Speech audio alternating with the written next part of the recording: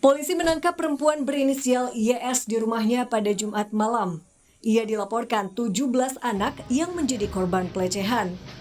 Perempuan yang membuka usaha rental game PlayStation ini diduga melancarkan muslihat kepada para korban yang terdiri dari 11 anak laki-laki dan 6 anak perempuan untuk memenuhi hasrat yang tidak wajar. Para korban diiming-imingi penambahan jam bermain video game jika patuh. Usai ditahan, polisi kini tengah melakukan pemeriksaan kejiwaan terhadap pelaku.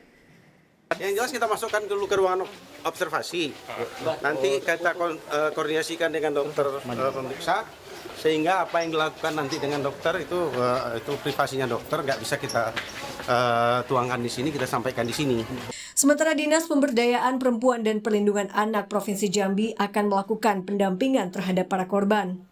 Dan kita inginkan jangan kejadian ini mereka pasti akan teringat apa yang sudah diperlakukan oleh tersangka terhadap anak-anak ini, dan ini juga yang harus kita jaga supaya mereka nanti sehat secara psikologisnya, itu yang paling penting mungkin menurut kita. YS yang sudah memiliki suami dan anak berusia 10 bulan ini dikenal tertutup oleh warga sekitar. Sebelum menikah, ia sempat bekerja sebagai pemandu karaoke. Kini, YS diancam pasal tentang perlindungan anak dengan hukuman 15 tahun penjara. Jumadi, Kompas TV, Jambi.